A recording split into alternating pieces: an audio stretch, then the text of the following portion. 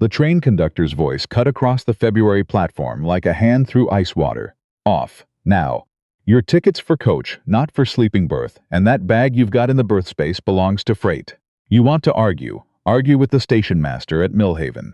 That's 12 miles east. Violet Kinsley stood in the narrow corridor of the Canadian Pacific Branch Line car, with her fingers curled around the brass handle of the overhead rack, her knuckles pale beneath her wool gloves, her jaw set in a way her grandmother used to call pig-headed and her mother used to call necessary. She was 28 years old, 4 days out of Winnipeg, and she had exactly $19.40 to her name, which she had counted twice that morning by the gray light coming through the frost-edged window while the woman across the aisle slept under her coat brim. My ticket was purchased in full, Violet said. Her voice did not shake. She was proud of that. I have the receipt, right here. She reached into her coat pocket and produced a folded paper, still crisp despite 4 days of travel and the particular dampness of February in Manitoba. She held it up the way parcels hold up proof, because that is what it was. The conductor, a thick-necked man named Clive, whose collar had gone red from years of shouting over train noise, did not look at it. That receipt says coach fare. Coach fare doesn't include berth space for personal luggage. That's freight tariff. You want your bags on this train, you pay freight tariff.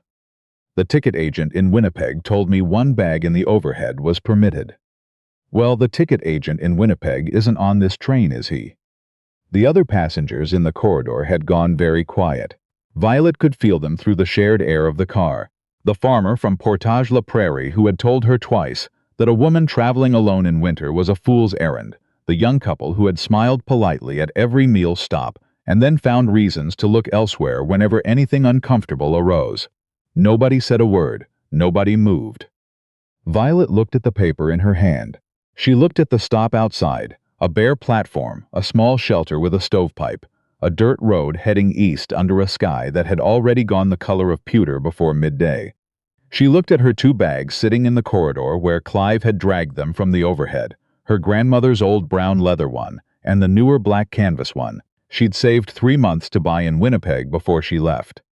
She calculated the distance between where she stood and where she needed to be.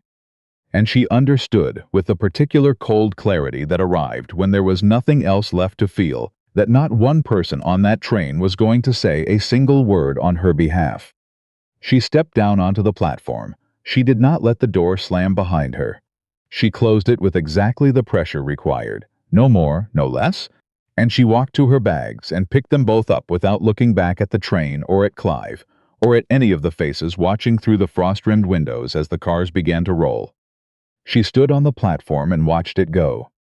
The silence that followed was the loudest thing she had heard in 4 days of wheels and strangers, and the specific loneliness of being surrounded by people who looked through her as though she were a window.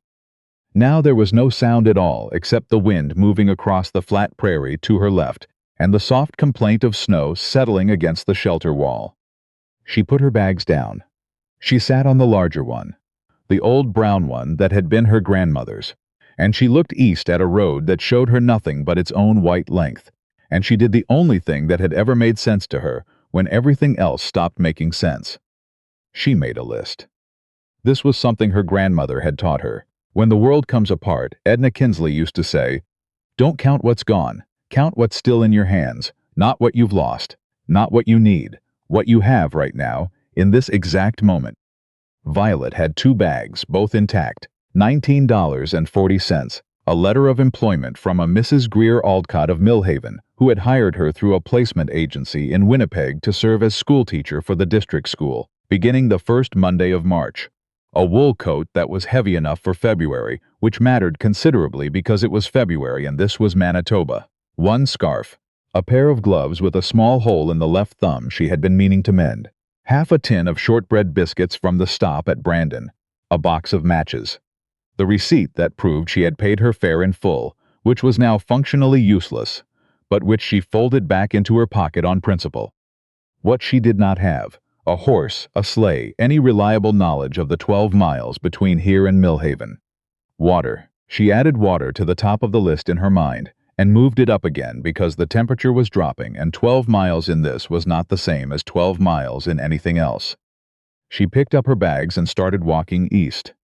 If this story found you at the right moment, the kind of moment where you need to be reminded that being left somewhere is not the same as being finished, stay with us. And drop a comment below telling us which province or city you're watching from. We want to know how far this has traveled. Now, back to Violet. The road was harder than it looked. The packed snow held in places and gave way in others, and the weight of 2 bags shifted with every step in ways that city sidewalks never demanded. Her shoulders ached, and then went past aching into the numb particular to cold and effort combined. She kept walking. She passed an abandoned section house, rotted boards, a stovepipe gone sideways, a frozen rain barrel she chipped at 3 times with a stone before admitting there was nothing useful inside. She kept walking. She was thinking about the shortbread, and whether she should eat it now or save it for the point where her legs started lying to her about their capabilities when she heard the sleigh. It came from behind her, from the west, the direction she'd come from, and reached her first as a low creak and the rhythmic percussion of horse hooves on packed road, not hurrying, not slow, moving at the pace of something that knew its route. Violet stepped to the side of the road. She had been told, in the weeks between accepting the position in Millhaven and actually boarding a train to reach it, a considerable number of things about traveling alone as a woman in winter on the prairie. Some of those things had been noise, some had not. She knew the difference between information and fear, and she used both now, stepping clear of the road's center but not retreating into the drifts, keeping herself visible without standing there like an invitation. The sleigh that came around the shallow bend was a working one, not a freight sleigh and not a passenger cutter, a physician's sleigh, she would learn later, solid and practical, with a covered compartment at the back and a dun horse pulling it with the easy confidence of an animal that had done this road in worse conditions. The driver sat straight on the seat. He slowed when he saw her. He stopped. Violet held the handles of her bags and kept her chin level. The man on the sleigh seat was somewhere in his middle 30s, broad through the shoulders, with the particular build of someone who worked with his hands without making a point of it. He had a hat that had seen real weather and a jaw that showed 2 days of stubble and cold. He looked down at her from the driver's seat with an expression that was not pity and not suspicion, and not the specific calculating look she had learned to recognize and brace against in the months since her husband had died, and left her to navigate a world that assumed a widow of 28 should have somewhere to land. It was something more like concern, plain and unperformed. "Ma'am," he said, "you all right?" "Yes," Violet said, "thank you." He looked at the bags. He looked at the road east, then west, then at the sky in the way of a man reading weather rather than admiring it. "Train put you off at Carlow Stop." She said nothing for a beat. "I left the train at Carlow Stop," she said, which was accurate enough. He nodded in the way men do when they understand the precise version isn't the point. "Where are you headed?" "Millhaven." He was quiet for a moment. The horse shifted, exhaled a long, slow cloud of breath. "That's 12 miles, he said. "I'm aware." Temperatures dropping. "I'm aware of that as well."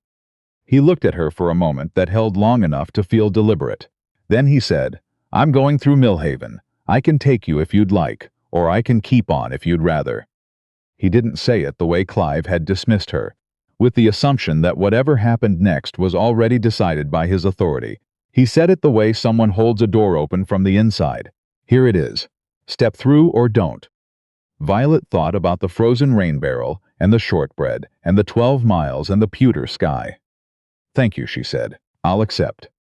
She didn't wait for him to lift her bags. She could see the small pause before he settled back in his seat, mild surprise, or something like it.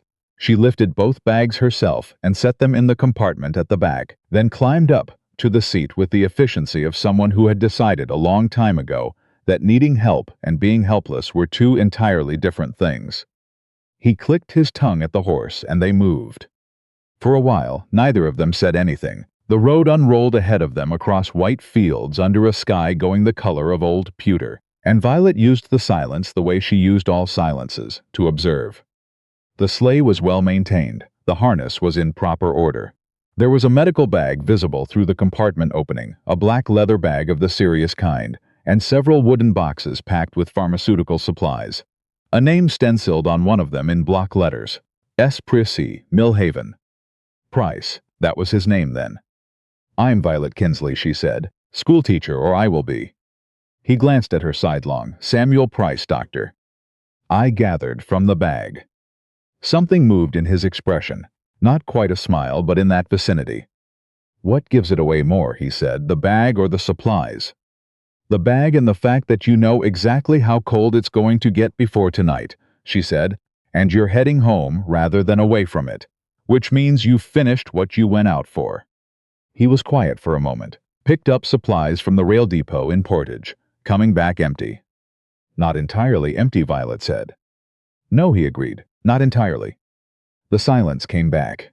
It was different from the silence before, less the quiet of strangers, more the quiet of two people who have acknowledged each other as real.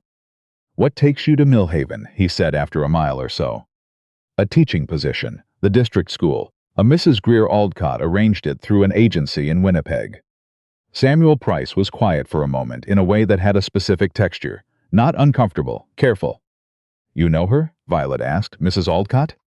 "Everyone in Millhaven knows Greer Aldcott," he said, and he did not say what they knew her for, which was itself a kind of information.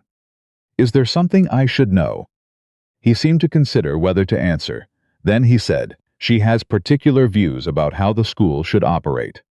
They rode another mile before Violet said, "The conductor put me off because I had 2 bags and he claimed my fare didn't cover the overhead space. My ticket was coach fare. He was wrong, and he knew it, and he didn't care." Samuel didn't respond immediately. The horse's hooves kept their steady rhythm. "That happened to you often," he said. "Being told you're wrong when you're not." Violet looked at the flat horizon. "Often enough that I've stopped being surprised by it, though I haven't stopped finding it infuriating." "Good," Samuel said. She looked at him. He was watching the road with the straight, attentive posture he'd had when she first saw him. There was nothing in his profile to suggest he was performing the remark for her benefit. He simply meant it. Violet faced forward and felt something in her chest unclench very slightly. Not relief exactly.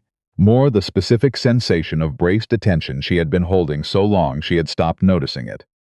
They were 9 miles out from Millhaven when the horse stumbled. Samuel felt it before she did. He pulled the horse to a stop and climbed down before the sleigh had fully settled. Violet climbed down too without being asked. He checked the left foreleg and examined the hoof in the flat gray light. He set it down and straightened. "Stone bruise," he said. "I can't push him the rest of the way on this road in this cold without risk." He looked at the sky. The light was thinning. "We stop here. I've got camp supplies in the compartment. There's a section shelter a 1/4 mile back. You can take the inside space. First light, we'll be in town by mid-morning." Violet absorbed this. A night on the open Prairie road, with a man she'd met 90 minutes ago, who had been entirely decent in those 90 minutes, and who had offered her the inside of the shelter without making a point of it, the way a man who expects credit for courtesies tends to make a point of it. "All right," she said. She helped with the camp because she had identified the available tasks and could do them without instruction. She built the fire in the shelter's small iron grate while he tended to the horse, and she found a kettle and tin of tea in his supplies, and by the time full dark had fallen, they had heat and tea and the improvised competence of 2 people in an unexpected situation deciding to handle it sensibly. He made food from what he had: salt pork, dried beans, hardtack, plain and sufficient. She ate without comment on its plainness because plain food is food, and she hadn't eaten properly since Brandon. "You said Winnipeg," he said after a while. "Long way to come for a teaching position." "Yes," Violet said. He waited. He had the quality of a man who understood that waiting was itself a form of attention. She had observed that this was rarer than people supposed. "I needed to go somewhere," she said. "The position in Millhaven was the first one I found that was far enough." "Far enough from what?" She looked at the fire. "From a situation I was expected to accept. I didn't accept it." He nodded. He didn't press. He poured more tea into her cup, without asking if she wanted it, which she did. "Your practice," Violet said after a while. "You built it yourself?" "Started it 8 years ago," Samuel said. "Bought the land, built the house, expanded by degrees." For a moment. "Had family here for some of it, my wife. We lost her to a fever 4 years ago. I've been running the house and the practice since and raising my daughter." He said it the way people say things they've said enough times that the words have gone smooth from handling. "Lucy's 7, he added. "She's with our neighbor Constance Hewitt tonight. It's not unusual." Violet didn't say she was sorry in the reflexive way people fill silences they find uncomfortable. She said, "4 years is a long time to run all of it alone." "The work keeps you moving forward," Samuel said. "That's its own kind of useful." "Is it enough?" He looked at her then, and she held it steadily. He seemed to assess the question for its sincerity, and whatever he found there satisfied him. "Sometimes," he said. "Other times, no." The fire settled. Outside, the Manitoba sky was doing what it did on clear February nights, displaying itself without apology, stars so dense and close that the city version seemed like a poor imitation by comparison. "Why are you doing this?" she asked. It was not quite the precise question she had been turning over since he stopped. The precise question was, "What do you expect in return?" But she asked the simpler form because something about the evening suggested the simpler form was right.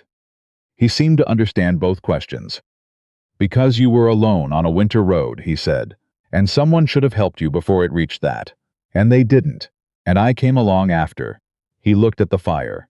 "My mother used to say that the way a man behaves toward a person when there's nothing in it for him tells you everything that matters about what kind of man he is." He shrugged. The single-shouldered kind that felt like simply stating a fact. "I remembered that." Violet was quiet for a moment. "She raised you well," she said. "She raised me honest," he said, "which amounts to the same thing." Millhaven announced itself the way prairie towns did. Not gradually, but all at once, a collection of wooden storefronts and a church steeple appearing out of flat whiteness, as though placed there deliberately. One main street, unpaved under its snow. A general store and a post office and a livery and a doctor's office and a feed merchant and a schoolhouse at the north end that Violet noted without saying anything. She had learned that Greer Aldcott was not in Millhaven within 20 minutes of arriving. The woman who told her was Constance Hewitt, Samuel's neighbor, Lucy's occasional caretaker, and apparently the primary distribution point for information of all kinds in Millhaven. Constance was perhaps 60, solid and direct, with gray-streaked hair and the posture of a woman long accustomed to being the most practical person in any room. "Greer Aldcott resigned from the school board 6 weeks ago," Constance said, pouring tea at her kitchen table with the efficiency of someone who had said difficult things before and knew that tea helped. "Her husband's business failed. They went to Regina. The board's been in a state's snaps. Nobody's organized a replacement hire." She looked at Violet steadily. "Your placement papers are likely worthless, is my guess." Violet set her cup down and said nothing for a moment. "Is there still a school?" she said. "The building's there. The children are there. The board exists, technically, though it hasn't met properly in 2 months." Constance paused. "There's been a substitute, the Reverend's wife, twice a week. She does her best." "Is the board filling the position?" "Would you want it?" Constance said, looking at her directly. "Knowing it's uncertain." "Most things are uncertain," Violet said. "That's not a reason." Something in Constance's expression settled, the particular quiet respect of one practical woman recognizing another. "I'll speak to Alderman Hughes," she said. "He's the board chair. He's been looking for someone. He's just been looking slowly." The door opened. Samuel came in from the cold with Lucy at his side, a 7-year-old with his same straight posture and dark eyes, who assessed Violet from the doorway with the frank measuring gaze of a child who had learned to form her own opinions early and saw no reason to stop. "That's the woman from the road?" Lucy said to her father. "That's Miss Kinsley," Samuel said. "She's a teacher." Lucy considered this. "Our teacher left," she said, "twice. The first one left to get married. The second one left because Mr. Hughes is too particular." "Lucy," Samuel said. "It's true," Lucy said reasonably. "Everyone says so." Violet almost smiled. "What kind of particular?" she asked. "He has opinions about what teachers should teach and what they shouldn't," Lucy said, with the precision of a child, quoting something she'd heard adults say, and fully absorbed. "He doesn't think women teachers ought to teach mathematics because it's confusing for girls." Violet set her teacup down carefully. "Is that so?" she said. Lucy said, "I think he's wrong." "So do I," Violet said. Lucy regarded her for another long moment, and then climbed onto the chair beside her with the efficiency of a child who has decided the question is settled. She met Alderman Martin Hughes the following Thursday. He was 65, red-faced, and held his opinions about education the way men of his type held all their opinions, as though they had been handed down from somewhere authoritative and required no further examination. The meeting lasted 40 minutes. Violet had prepared for it the way she had prepared for all difficult things, by knowing her facts, anticipating the likely objections, and being ready to hold her position without raising her voice. Hughes offered her the position at 2/3 of the salary listed in the original placement.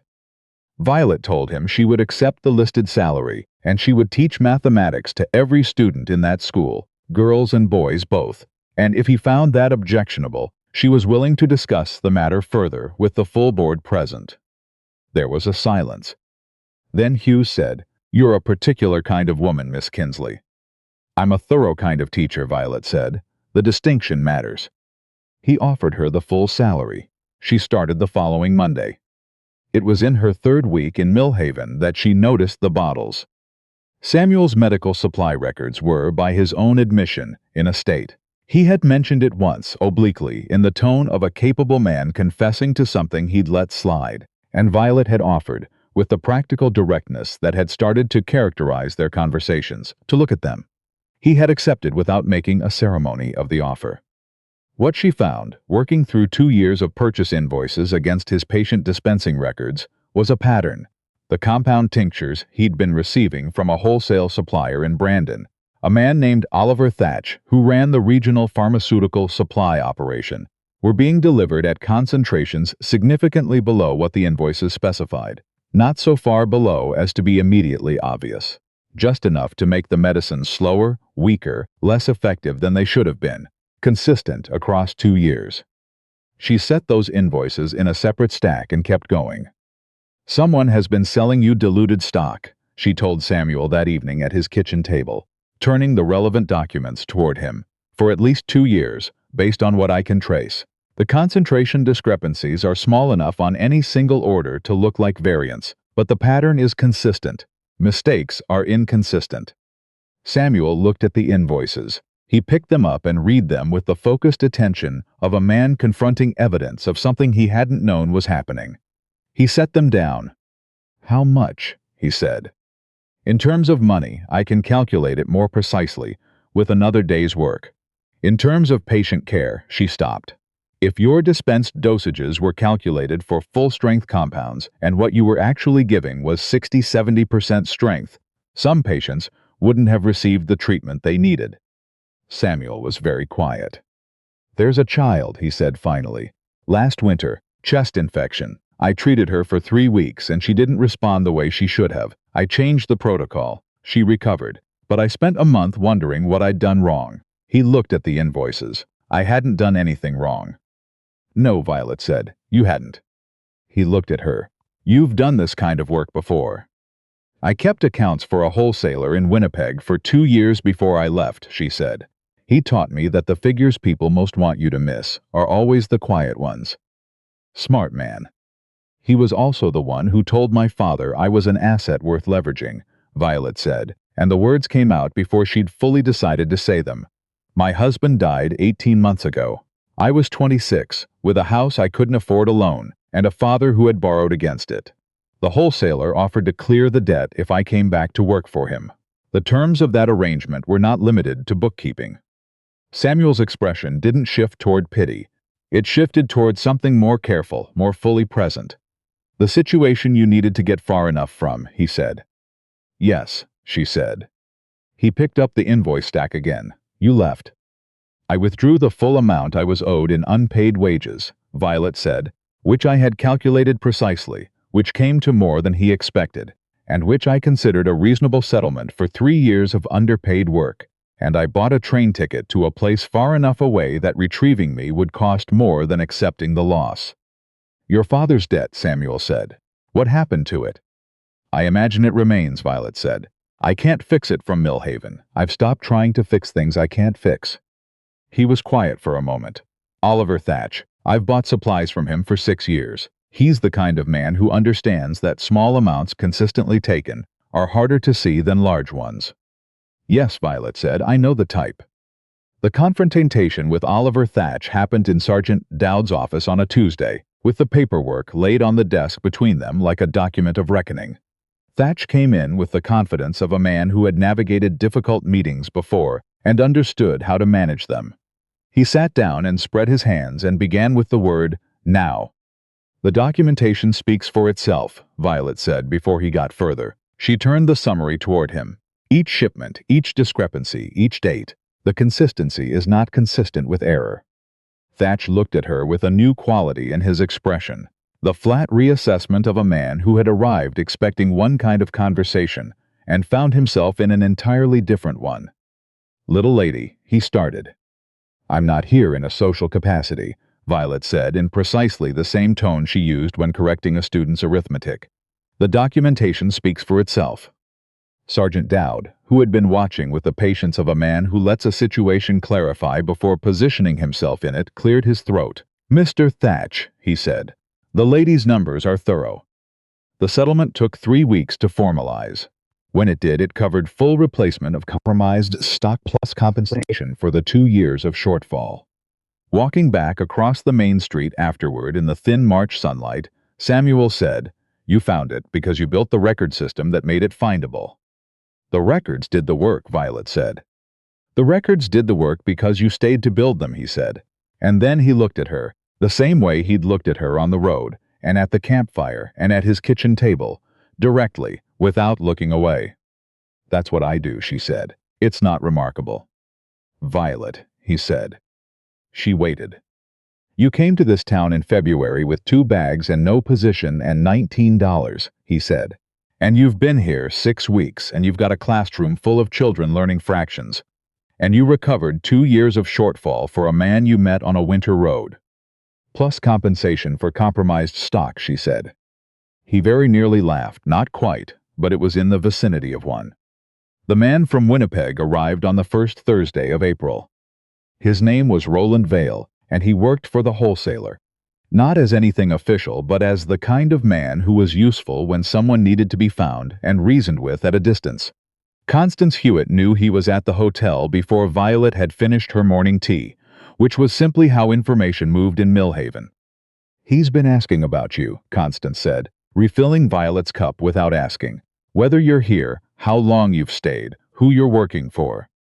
Violet set down her cup.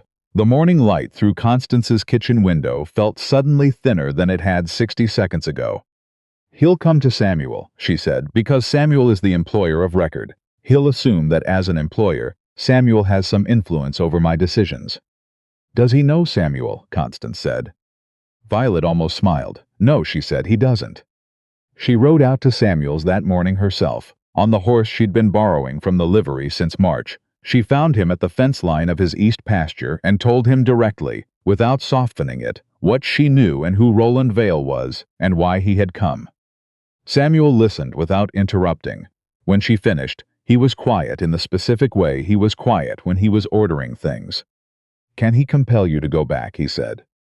No, Violet said. I signed nothing. I left no legal obligation outstanding. He can make claims. He can talk to people. He can create the impression that I'm a woman with obligations I'm not honoring, in a town that's known me for 6 weeks. I know what 6 weeks of honest work looks like, Samuel said. It came out simply, without heat, which made it more solid than any emphasis would have. She had prepared for several possible responses. Cautious distance, practical advice about the limits of his involvement, the particular discomfort of a man who doesn't want to be drawn into someone else's complicated past. She had not prepared for this. You can't know how people here will respond, she said, because she needed to test it. I know how I'll respond, he said, and I know Constance, and I know Sergeant Dowd, and I know Lucy. He met her eyes. You are not alone in this, Violet. She stood with the horse's reins in her hands, and the flat April prairie around her, and 6 weeks of quietly built life in this place. And she thought about every time in the past 3 years that a statement of support had come with conditions attached she could only see later. She heard no conditions now. He'll come here, she said, Vale to the practice. Let him come, Samuel said. Roland Vale came on a Saturday. He was well dressed in the Eastern way, and carried himself with the ease of a man accustomed to getting the results he came for. He arrived at the practice door with the smooth confidence of someone who had been through this kind of conversation many times, and always emerged with what he needed. Violet answered the door before he knocked. He looked at her. She looked at him. The recognition was mutual and immediate. "Miss Kinsley," he said. "Mr. Vale," she said. "Come in." She showed him to the examination room, not the parlor, and she sat across from him with her hands folded and waited. He made his case methodically: the debt, the arrangement, the employer's expectations, the obligation she had to consider. His voice was smooth and patient, the voice of a man who had found that patience was often more effective than pressure. "I signed nothing," Violet said when he reached the end. "I agreed to nothing. I was informed of an arrangement the way one is informed of a weather forecast, and I made my own decision about whether to comply. My father's debt is my father's debt. I am not collateral." She kept her voice at the same level she had used with Clive at Carlow Stop, with Martin Hughes in the board meeting, with Oliver Thatch in Sergeant Dowd's office. Vale's smile rearranged itself slightly. "These conversations tend to go better when they involve an employer," he said. "I wonder if Mr. Price might—" The door opened. Samuel came in the way he came into most spaces, without announcement, simply present. He closed the door, looked at Vale, and crossed to the edge of the table. He didn't sit down, he simply stood. "I'm Samuel Price," he said. "You wanted to speak with me." Vale recalibrated visibly. "Dr. Price, I appreciate you taking the time. I'm here about Miss Kinsley's obligations too." "Miss Kinsley's obligations," Samuel said, and the flat quality in his voice was not anger, but something quieter and considerably more immovable, "have been thoroughly met. She came to Millhaven, she accepted lawful employment, she has conducted herself with complete honesty, and she is a respected member of this community." He looked at Vale without wavering. "If you have a legal instrument, show it to Sergeant Dowd at the NWMP detachment. He'll be available Monday morning. If you don't, I'd recommend the evening train back to Brandon, which connects to the Winnipeg line." He held Vale's gaze for a long moment. "We're a small town," Samuel said. "Word travels fast here. Everything you say to anyone in Millhaven will reach the sergeant before you've finished saying it. That's simply how it works." Vale stood. He adjusted his coat. He looked at Violet with the flat, assessing expression of a man filing information away for potential future use. "This isn't the end of the matter," he said. "For your own sake," Violet said, "I hope it is." He left. The sound of his rented horse leaving the yard was, she thought later, one of the finer sounds she had heard in a long and difficult year. She sat in the chair and felt the quiet unclenching of muscles she hadn't known were still braced.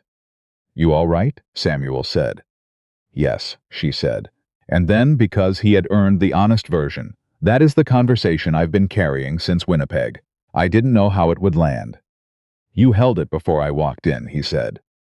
"I know, but it helped having someone at the door." He sat down across from her. Outside, Lucy's voice came from the yard. She was with Constance, conducting some business of her own that involved a great deal of decisive instruction. "Violet," Samuel said. She waited. "The house hasn't been warm in a long time," he said. "I don't mean the temperature." He said it simply, without preface, the way he said all true things, directly and without asking for a particular response. She sat with it, not thrown by it, receiving it fully. "That's not a question," she said. "No," he said. "I'm not asking you anything. I'm telling you what's true, and you can do with it whatever you decide." She looked at him across the kitchen table, the table covered in his reorganized records, the system she had built from chaos over 6 weeks, in a house that had been built by his hands over 8 years, in a town she had arrived in on a stopped train with nothing, and made into the place she came home to every evening. "I came here with 2 bags and $19, she said. "And I built something, my classroom, my salary, my name in this town, that's mine. Whatever happens next, that stays mine." "Yes," he said, immediately, without qualification. "I'm not looking to be kept," she said. "I never have been." "I know," he said. "I've watched you be the opposite of that since February." She looked at him. At the face she had been reading for 2 months, and could now read the way she read a room full of children, accurately, without much effort, knowing which one was about to say something worth hearing. "What I feel about you has nothing to do with what I need from you," she said. Because I don't need you. I choose you, and that difference matters more to me than anything else." The office was very quiet. Lucy shouted something triumphant outside, and Constance responded with the tone of a woman pretending to be less impressed than she was. Samuel crossed the 3 feet between them and took her hands in both of his, not the hands of a man performing a gesture, but of a man who knew precisely what he was holding, and he looked at her for a moment, and then he kissed her. It was not a performance. It was the thing it was, arrived at through 2 months of honesty, and it required no audience. When they stepped back, the distance between them was different from any distance that had stood between them before. "Well," Violet said. "Well," Samuel said. Lucy came through the back door at exactly that moment in the manner of a 7-year-old who had developed excellent timing without any awareness of having done so, and she looked between them with the frank assessment that was entirely her own. "Constance said this would probably happen," Lucy said. "Did she?" Samuel said. "She's been saying it since March," Lucy said. She considered Violet for a moment. "Are you going to keep teaching?" "Yes," Violet said. "Good," Lucy said with quiet satisfaction. "I want to learn long division properly." A letter from her father arrived 2 weeks before the wedding. Donald Kinsley wrote 4 pages. 4 pages from a man who had never voluntarily written more than a paragraph, in handwriting that began careful and became, by the 3rd page, the handwriting of a man who had stopped managing what he was saying and had simply started saying it. He wrote, "I know what I did, and I know that I chose wrong, and I knew it at the time. I told myself you would understand eventually. I told myself I had no other way. Neither of those things was true. You were not a card to play. I played you as one. There is no accounting for this that makes it less than what it is." He wrote, "Your brother tells me you are well and that you are building something. I believe him. I did not always deserve to know you. I am glad that I do." Violet sat in the school building after hours and read it twice and felt something shift in her chest. Not disappear, not resolve, but change its weight and distribution, the way grief does when it is finally acknowledged by the person who caused it. She added the letter to the small envelope in her desk drawer, where she kept the ones that mattered. They married in June, in the small church at the north end of Millhaven's Main Street, the same building where Violet had, 3 months earlier, introduced herself to the community at a school board meeting and told Martin Hughes, in front of 12 people, that mathematics was not confusing for girls, and she intended to teach it regardless. The church was full. Lucy sat in the front row between Constance Hewitt and Sergeant Dowd, wearing a dress Violet had made her from fabric ordered from Winnipeg. She held a small bouquet of wild prairie crocus with the solemn pride of a child who has been given an official role and intends to perform it correctly. Constance had organized the reception with the comprehensive efficiency she applied to all logistical challenges involving other people's welfare. Martin Hughes came and shook Violet's hand, and told her the girls' arithmetic scores were the best the district had produced in 11 years. Violet thanked him and noted that the boys' scores had also improved, in case he was curious, which she suspected he was. On a Tuesday evening in November, Violet sat at her desk in the school after the students had gone, marking arithmetic papers, and she thought about the list she had made on the platform at Carlow stop in February, what she actually had. 2 bags, $19.40, a coat, half a tin of shortbread, a receipt that had turned out to be useless. She thought about what she would put on the list now. The list was considerably longer, and the item she had not thought to include on that February platform, because she had not yet learned to include it, was this: the possibility of a town that would decide to keep her. The school held its warmth well, even in November. The stovepipe drew cleanly, and the walls were solid, and outside the window the prairie was going the dark blue of a clear prairie evening, the first stars beginning to organize themselves in the cold air above the flat horizon. Samuel's sleigh was at the hitching post outside. She had not heard him come, but she had not needed to. She had stopped needing to hear him coming months ago, because she had stopped waiting for him the way you wait for something uncertain. Now she simply knew. The door opened. "Ready?" he said. Violet set down her pen, capped the ink, stacked the papers neatly in the order she would need them tomorrow morning. She pulled on her coat, the good wool one she had made herself in March, cut to her own specifications, built to hold against the real cold. Yes, she said. She walked out with him into the clear November evening, and the road home was the same road it had always been, and the country was the same country, and neither of those things had stopped being remarkable just because they had become ordinary. That was the particular quality of a life built honestly, on real ground, with both eyes open. It held, in the good weather and the hard winters, in the ordinary Tuesdays and the difficult ones. It held because it had been chosen, not once, in a moment of feeling, but daily, in the accumulated weight of small and deliberate decisions. On the same February platform where a woman had once stood with 2 bags and a list of what she actually had, and decided that being left behind was not the same as being finished. She had never been finished. She had been, without knowing it, exactly at the beginning.